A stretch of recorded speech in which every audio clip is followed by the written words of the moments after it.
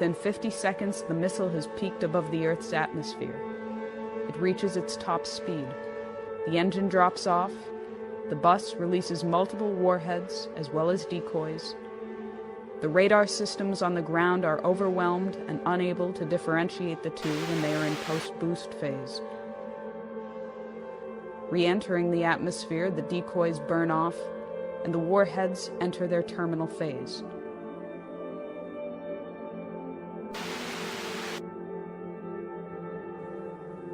It will be less than 180 seconds before they touch down.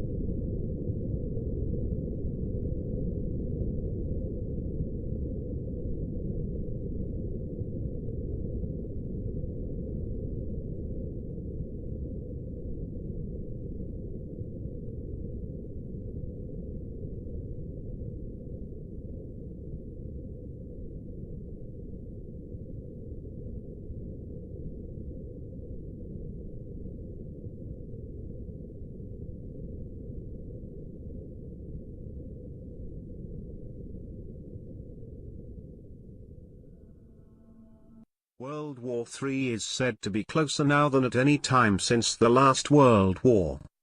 World War I was called the war to end all wars, and most believed that after World War II and the introduction of atomic, then nuclear, weapons that the world had seen its last global conflagration. But today, some observers say, the world is so tense and teetering on the edge of a powder keg that great power war is once again possible, more so now than at any time in the last 6 decades. As reported by Britain's The Sun, experts believe there are a number of potential flashpoints: Eastern Europe, the South China Sea, the Korean Peninsula and, as always it seems, the Middle East. Experts noted that both Russia and China are pouring vast sums of money and resources into improving their military capabilities, even to the point of rivaling the United States. The last time US military power was rivaled and even bested, the result was a declaration of war against Germany, Japan, and Italy. Insinuate where they're from. One of my main sources was my main source on the Benghazi, and he more than proved his worth there. And he is saying unequivocally that if Clinton is elected, we will have World War III. He said if Donald Trump is elected, we might have war with China in the South China Sea because they want to disrupt the TP. If ever there were a time to prevent such an attack, it would be now, before the consequences of the November 6 election.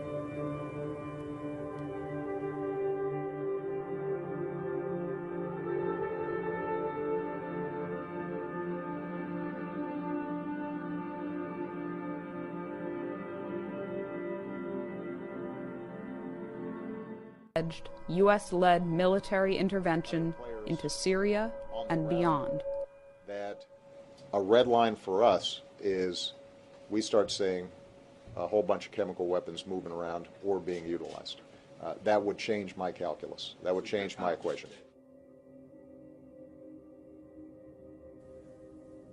If world war were the intention, a Middle East attack would immediately engage the world powers of Russia and China.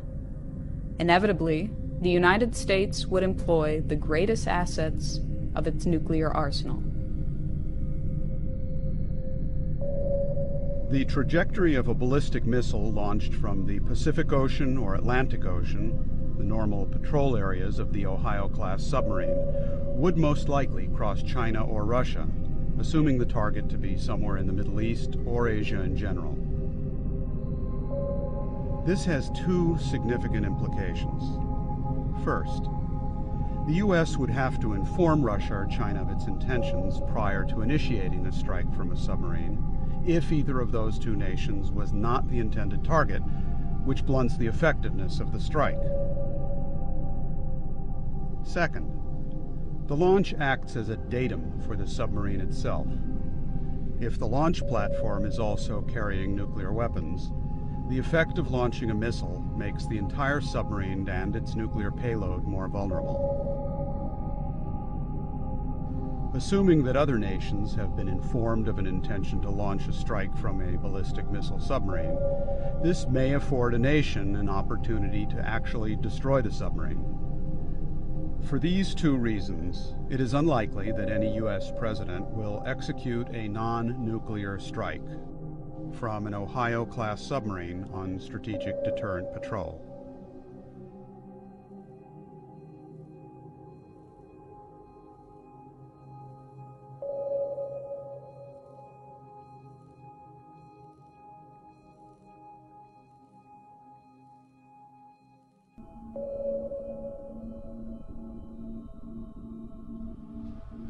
That goes off in full in the first shot.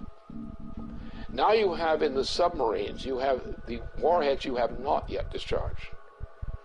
Those go along the way as a second wave. After that, you're pretty much out of weapons. After which, most everybody is dead.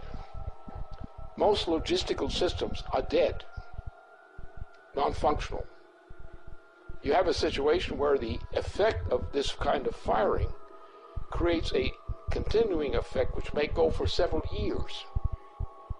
Now, instead of having one bomb, which is it's a nuclear super bomb with thermonuclear implications. Now, imagine you have the same kind of thing or less, and you have not one big bomb. You have a whole barrage of such things. Exchange involves. The US and Russia have made progress on a deal to restore a truce in Syria but failed to make a breakthrough. US Secretary of State John Kerry told the press in Geneva that the vast majority of technical discussions had been completed, but the details had to be worked out. It's unclear whether Washington and Moscow could overcome the final hurdles, as both support opposing sides in the conflict. We agreed the specific areas on which we will work with the parties of the conflict. Russia will work with the Syrian government. The United States will work with the opposition.